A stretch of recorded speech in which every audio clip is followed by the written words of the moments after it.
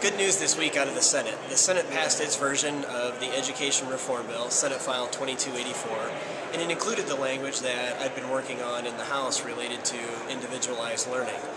The Senate version included language to make sure that school districts that would like to move in this direction do not have to apply for an annual waiver, and includes the task force of practitioners, administrators that are already pursuing this path to put together some tools and resources that districts that wish to move in this direction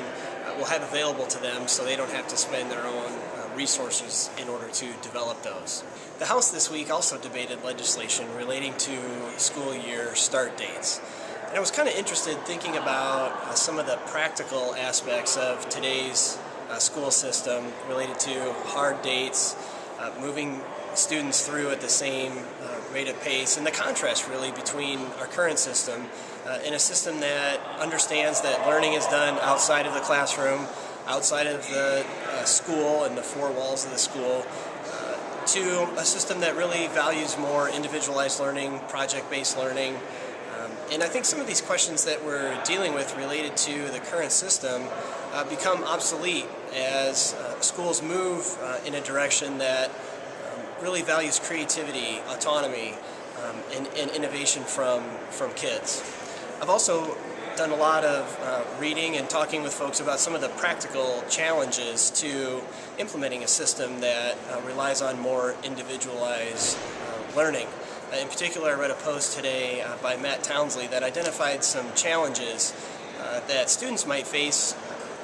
learning how to get through a system that relies on assessments of particular skills, whether students would see them as just a quick way to get through learning, or whether or not they would actually select or slow themselves down because moving through the basic steps would then require them to get into more detailed and quote-unquote harder questions to answer. And as I've been thinking about that, I really think that we need to have more of a community discussion, a statewide discussion about our values and what we want our students to learn. And as I think the state changes its mind about what we want students to learn, what kind of skills we value, and the workplace of the 21st century value, some of these questions about how practically the system would work take on less importance, or at least become answered by a change in community attitude. Let me know if you have any thoughts on the matter. You can always find me on Twitter and Facebook, or send me an email at tyler.olson@legis.state.ia.us.